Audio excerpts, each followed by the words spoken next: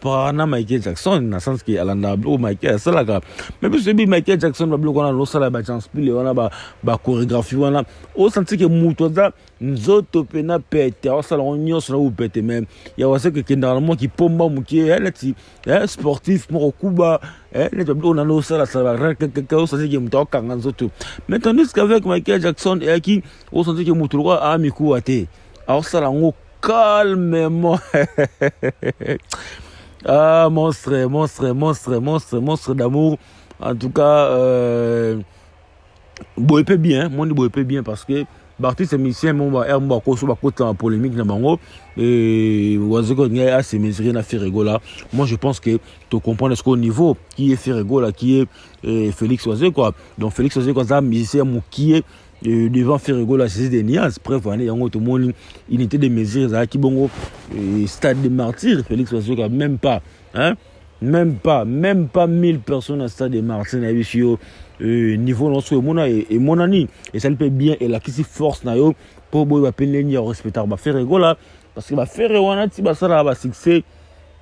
qui va ça va plein on a ba stade de martyrs ba fali on a ti ba ça va plein on a ba stade de martyrs bon on entend appeler ming Ferrego là parce que Félix a comme un amour en qui na ba goulois et ainsi que Ferrego là ba Ferrego là on a ba ça artiste complet Félix c'est quoi donc aux un niveau il y a ba Ferrego là je dis des nuances quoi donc faut comprendre que non na minute ce que yo mosco passe au vendre pena bo air moropé au milieu de ah ni nango tsinga qui a affronté ça des martyrs ni ne tsinga kingai moi j'aurais cru que ceux qui au moins à ta présence il y a je sac tipo ezala qui bat bange ba ya mais ce fond ça nene mais je dis bravo Nazaki na bango na esprit Nazaki na bango monte fabriquer ça là mais moi je pensais qu'il fallait Zalayo Tony Blair c'est le choix du patron qu'est-ce que tu veux donc c'est le choix bravo pour le courage il y a à boire et à manger bon, est-ce que c'est le moment d'en parler moi je ne sais pas mais sinon on a Sonia cultura et la Sony nanga et c'est moi culture et c'est moi nanga voilà quoi donc le reste c'est en famille que tout lango mais sinon d'abord pour le courage moi je dis bravo so nga na to betate oh so nga to betate so yo ngo concert nga zalate via yebi ngam na zanga esprit wana so nga te to betate mais bon mais préparation concert au banda et après quoi parce que c'est l'image du groupe que vous vendre vous vendre image ya au saranate donc toi tu penses que l'image va doit tellement va tanjili na masina bien na kitambo juste en Côte d'Ivoire, jusqu'en Mali, les commentaires, les gens regardent, non? Donc, Sony n'a pas Sonanga, et c'est mon amour, et c'est mon anga. Mais sinon, pour le courage, bravo. Mais sur le point, voilà, merci beaucoup, l'excellence.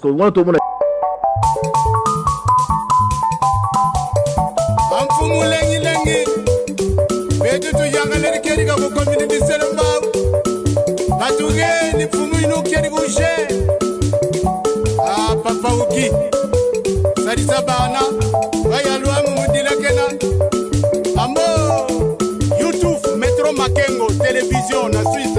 Aujourd'hui, Wankunga Mimbo, Imatea, Tremana Mambo, Landa YouTube, télévision.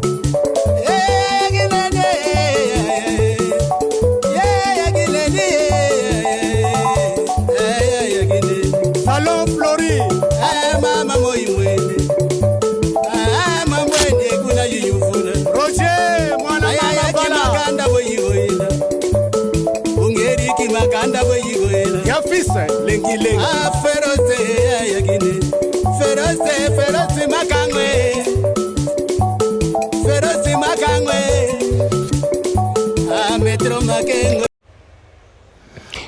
Voilà, bonjour chers internautes de Métro Makengo, tapis rouge, merci encore une fois toujours qu'on continue à renouveler confiance à nous dans la chaîne Nabino parce que il y a Bino Christian Vangoulé à Zalara toujours actif pour koluka ko informer nous par rapport il y a ba actualité nyonso oyo et Zalaka na ba réseaux sociaux. Alors aujourd'hui mingi par rapport il y a concert il y a Félix Oise quoi monstre oyo Betamaki Bongo avant-hier c'était samedi le 12 août 2023 na stade de Martyrs yango toye komeka ko sala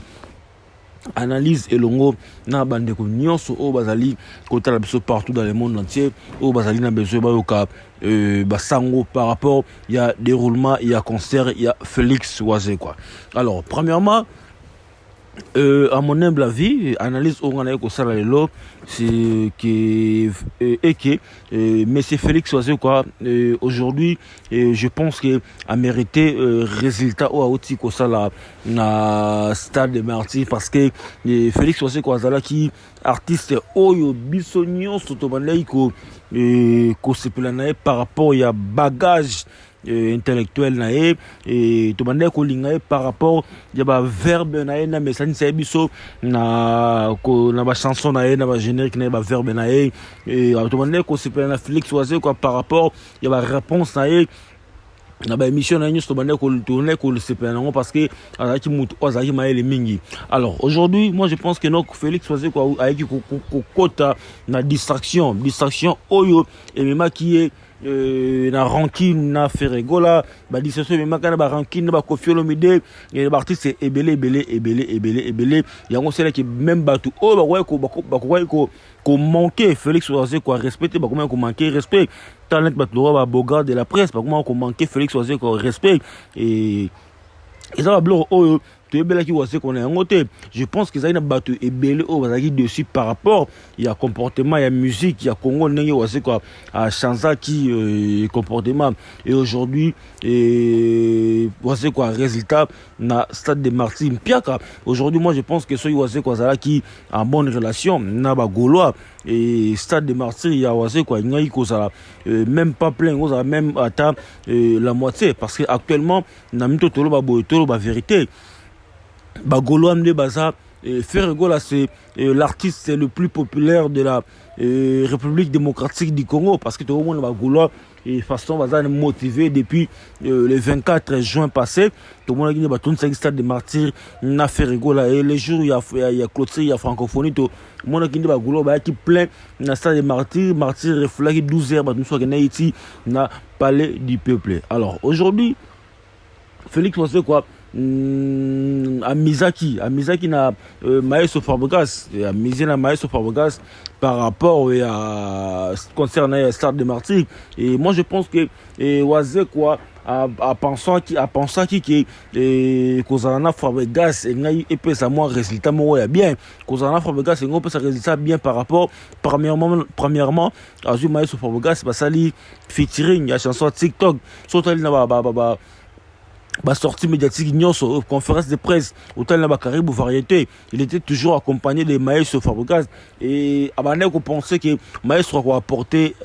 quelque chose et aujourd'hui et Bolimbi Sanga na koloba ke Maestro Fabregas a un succès sousté et mon ami et mokili et ko confirmer ba propos ya bien affilé que Fabregas c'est là parce que moi je pense que ceux qui Fabregas vraiment azalaka na ba fanatique o benga ba villageois pena ba existaka et je pense que ba villageois il fallait baya na Stade des Martyrs parce que dès le début que nos stars na bango comment autorité morale na bango à cause de la Stade des Martyrs. Alors aujourd'hui même Fabregas il faut pas savoir ni conscience na et la muka à son la bosser dire à travailler dire à milobela que non ba villageois ba ici raté. Et aujourd'hui dans le il y a République démocratique du Congo ba fanatique oyo to ebi que non ba existaka na combo et puis physiquement pebo ba existaka juste ba Gaulois il y a juste ba Wario parce que tout le monde qui est prêt à la pour dans concert il a fallu pour pas pour monde ba Wario ba yaki parce que biso ba tout le monde quand c'est ba Wario ba existaka ils ba créer un compte créer un compte pour na ko finga batu mais tout le monde qui réalité le 29 octobre 2022 et également Nemorona Ferregola Bagolo tout le monde en réalité le 24 juin baza fanatique oh ba existaka alors ba villageois baza ba fanatique oh ba existaraté prévané tout le monde oise comme petit concert il y a Stade des Martyrs concert à Stade des Martyrs il y a oise comme même pas 1000 personnes dans le Stade des Martyrs, c'est vraiment honteux. Et comme on a artiste le quoi Félix Oisé quoi qu'on bête à Stade des Martyrs oh comme même pas 1000 personnes ceux qui qui belé kuna et on a 500 personnes parce que sont allés même dans l'heure de jeu na plus on a même pas la moitié. Comment qui? Donc là, on que Félix Oisé, quoi, aujourd'hui, a aussi détrôné héritier Watanabe, parce que il était l'actuel musicien au échec na stade des martyrs et héritier Watanabe le dernier et artiste musicien congolais nyonso o ba beta concert en piaka na stade des martyrs. Moi je pense que en ce net moment là où héritier Azali il est maintenant fier ya koloba que non bon ça va enfin na pema na titre au balatsakinga ya piaka nabe. Je pense que héritier Azali fier ya koloba que non au moins et artiste Asali moins que yé à Abimi. Je pense que Maestro Fabregas là où tu es mon frère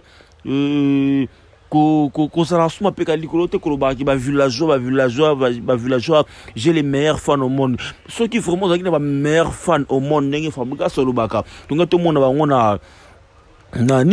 na stade des martyrs parce que au sali TikTok na Félix Oisé quoi à part non TikTok boleki karibu na Oisé quoi bo sali conférence de presse na Oisé quoi jour ya balance boye na bout na stade des martyrs toujours accompagné na Félix Oisé quoi et Félix Oisé quoi je pense que au prenant qui artiste Mabe ceux qui ont na conflit na bagolo ceux qui ozaki na moi soni ya ko approcher Wario, mais au moins il faut le artiste plus ou moins 10 000 personnes dans le stade des martyrs. Moi je pense que bateau bagi na stade des martyrs même pas 1000 personnes mes frères et sœurs même pas 1000 personnes parce que déjà na l'ère de Géona stade de pelouse on a attaque à koma quitté je vois que belé na concert stade de martyrs il y a Félix quoi ba 526 on a aux yeux ta 200 villageois na 300 200 villageois 200 cultivés soi-disant et puis les 100 autres on a bateau ba côté au fêlé et naza désolé faut toujours vérité et Koffi Olomide a ebelaki déjà en avance. Koffi a Tchepois, juste 48 heures avant concert, il y a Félix Oisé, Koffi Olomide qui est à Paris, à Paris, na Cindy Leker, na musicien, ouais, évoluera pas Koffi Olomide. Na meko sonna tenu, oh, mais Koffi Olomide va bêti featuring na Oisé quoi, au pire. Comment Koffi Olomide voyager 48 heures, il y a stade de Marseille, il y a Félix Oisé, ah, mon cher, mon temps à communauté parce que pour nous protéger, puis Moussala Naye, mon cher. Koffi Olomide qui est stade de martyrs, concert à stade de martyrs, quoi. Koffi les jeunes bon au stade de martyrs, aux en promotion. Ou au sein d'un piaka. Pour pas si ça Koffi Olomide toujours comme Koffi Olomide qui était à Yébel qui est ennemi qui voilà, Félix Oisé quoi quelque part peut ils a faute à promotion. Et aux autres qui stade de martyrs on y est li panangouba. On y ose répéter na Somida et je vous assure que non moi j'étais étonné parce que after concert il y a stade de Martin Félix Oisé ko kenene na ndako na zalaki na piqué pour bato bakinaki na limité il était tellement content. Il était tellement content, Zaki, trop donc joyeux, alors c'est canaé, alors le bakenom, enfin, rêve naé et s'est réalisé. Oui, bon, bien sûr qu'il Zaki, c'est na vélo, pardon, ou soit, Zaki, pas content parce qu'il est pour le moment que nous a bêta concert na stade des martyrs. Donc, heureusement, t'as dit pendant que nous avons le faux, il s'est là, absorbé. La vidéo on est à concert il y a stade des martyrs dans le spectacle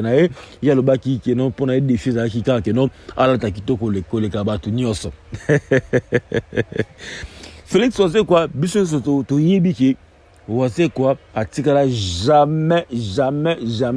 ko la kisabana na la télévision devant ma caméra Oisé quoi biso na bana été mais Oisé quoi tellement a un souci à créer événement parce que concert il y a stade de martyrs Félix Oisé quoi ils a événementé ils a qui événementé bat bande ko lobela yangote Félix Oisé quoi animi ko risque ko bimisa bana na ya mi balé enfin banda carrière bat maintenant famille Oisé quoi lobela la famille mais Félix Oisé quoi cette fois-ci animi ko bimisa bana na ye pour créer un événement qui est bana wase quand na bana bon tout le baki wase quand na bana te et créer un événement mais rien 0 sur 10 et créer dans mon PKK événement te alors wase quand le baki a rolata koleka artiste musicien nyos o abeta na stade des martyrs il rolata koleka bango tout le monde bilamba wase quoi lati eza ressemblance ya bilamba ya Michael Jackson so ba tongisa jango wapi so na nga tongela ki oui Félix wase quoi et là on sait que albaki bon assez comparé à Michael Jackson dans le sens que alanda blo Michael ça là mais puis celui Michael Jackson blo qu'on a lo sala ba chance pile on a ba chorégraphie on a au senti que mutoza nzoto pena pete au sala on nyos na ou pete même il y a aussi que généralement qui pomba muki elle sportif mo kuba les blo on a lo sala ça que ça c'est que muto kanga nzoto mais tandis qu'avec Michael Jackson et qui au senti que muto a miku ate au sala ngo calmement. Ah, monstre d'amour. En tout cas, boype bien, mon boype bien parce que Bartis c'est musicien, mon ba ko so ba côté en polémique na bango et wazeko nya assez mesuré na Ferrego là. Moi je pense que tu comprends ce qu'au niveau qui est Ferrego là qui est Félix Wazeko quoi. Donc Félix Wazeko ça musicien qui est devant Ferrego la saisie des niances bref on est en tout le monde unité de mesures à qui bongo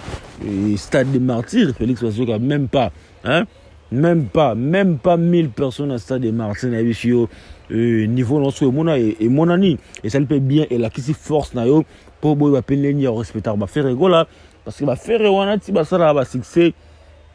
qui va ça va plein on a ba stade des martyrs ba fali on a ti ba ça va plein on a ba stade des martyrs bon on entend appelle ming Ferrego là parce que Félix a comme un amour en kin na ba goulois et ainsi que Ferrego là ba Ferrego là on a ba ça artiste complet Félix c'est quoi donc aux un niveau il y a ba Ferrego là je dis des nuances quoi donc faut comprendre que non na minute ce que yo mos ko passe au vandi pena bo mo pe au milieu là ah ni na ngoti ndanga qui a affronté stade des martyrs ni netinga kingai. Moi, j'aurais cru que ceux qui au moins à ta présence, il y a Gesak Tipo et Zara qui battent Baya révision sous générique et bin sabi sur l'époque, générique le roi et après, générique le roi signature, générique belé au Gesak Tipo et champion mon gapa, au abeterebso et Kangamboka oh. Générique au bobo mais la sponsor na bino je sais que mutu oyo azana makambu aki mutu oyo batu bande ko lingami batu so banga ba par rapport à nostalgie et je sais que Chipoy parce que qu'il sera pays vie c'était plus la danse qu'il sera pays vie et c'était plus générique que ba chanson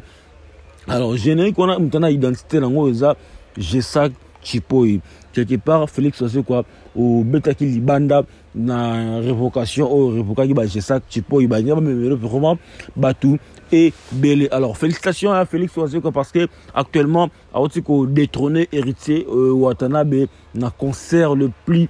piaka au stade des martyrs de Kinshasa en tout cas bravo parce que tu as détrôné héritier Watanabe parce que tu rappelles que héritier Watanabe n'est pas Mpia Kanabe et actuellement est commis Félix Wazé quoi. Voilà, merci beaucoup voilà au sujet toi qui l'ont là par rapport à concert il y a Félix Wazé quoi. Tu es ce que tu là et suite et 20 là par rapport à dossier à Ferrego là Jésus de nuances. Mes chers amis, je vous assure et je vous confirme que dans 3 jours, Ferrego là a reposté les affiche officielle. Il y a concert, il y a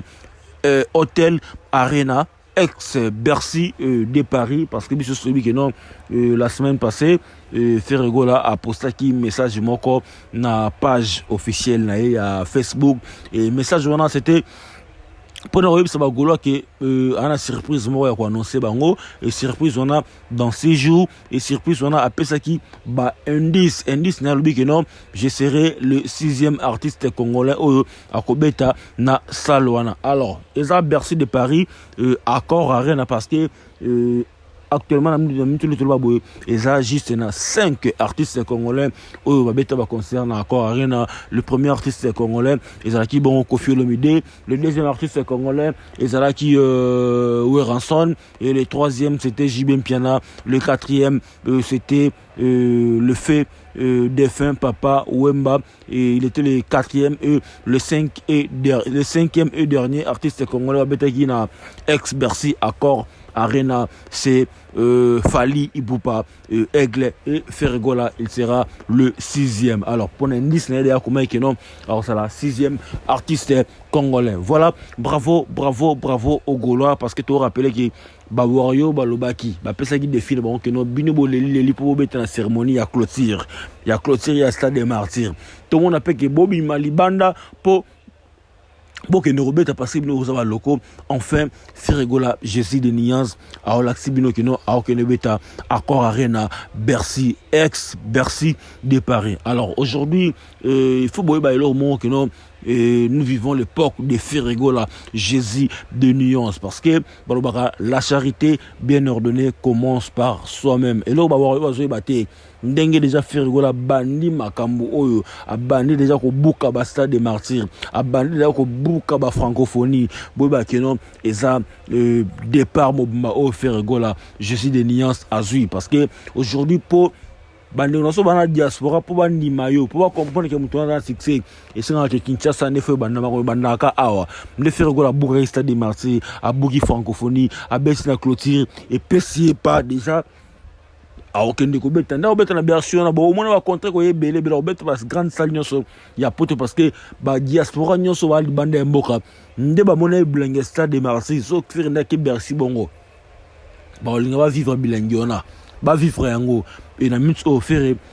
c'est l'homme le plus populaire na kati ya République démocratique du Congo, plus que Fali Ipupa. Donc mon moton to lo barabo il faut toujours bo meka kondima yango, parce que tout ça qui on attend Fali azagi na ba succès to no PC ba gloire na bon gloire té, parce que Nzambe té quoi to no PC ba éloge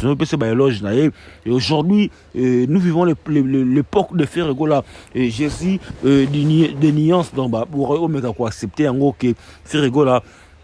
actuellement c'est l'artiste le plus populaire. Il y a République démocratique du Congo. Bolba Kebeta Libanda Botala et Pédon Ferregola Yangwana contrat Bercy de Paris où déjà semaine où baso publié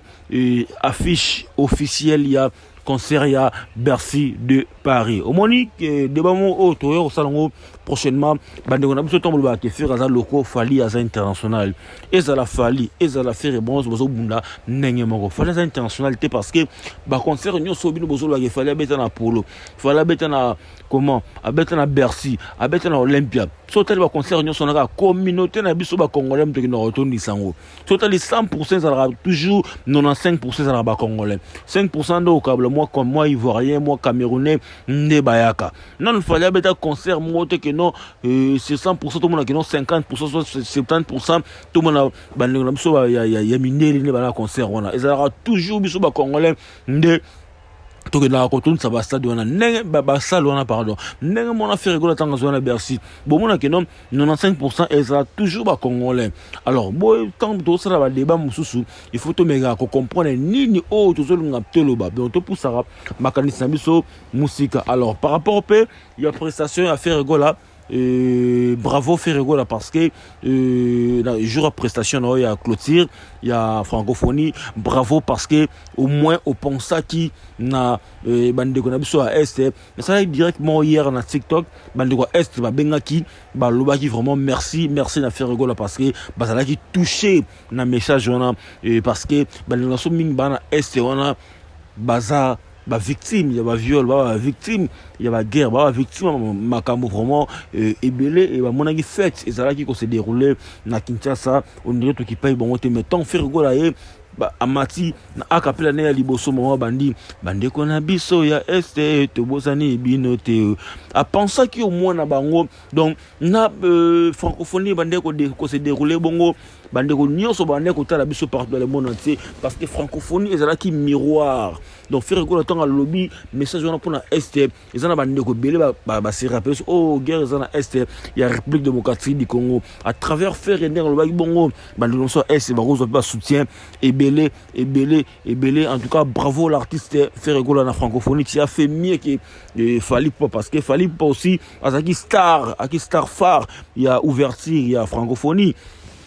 Aïe après c'est mais sans message pour n'importe quel biso avec un tokos avec un les bras en l'air avec un bloqué avec un m'aider même message pour n'importe quel ou soit ça ça nzembo moko ya 2 minutes pour na ko bimisa ma ko dénoncer mamboele kana mboka biso parce que francophonie ezaki miroir ce qui a ça qui en autant que artiste phare ou qui star na ouverture on a ngaipe e baksa mo implice maître Gims monaki avec un drapeau na EP ya République démocratique du Congo alors ti drapeau na e au moins que maître Gims star o bato belé batala que les jours wana ko lata kaka ya pamba la drapeau na bato mso ba drapeau Congo te ba e ba ki encore les jours wana pour maître Gims et message wa lança qui no ba congolais ba peuple congolais ba la calme mboka ezokende na changement en tout cas bravo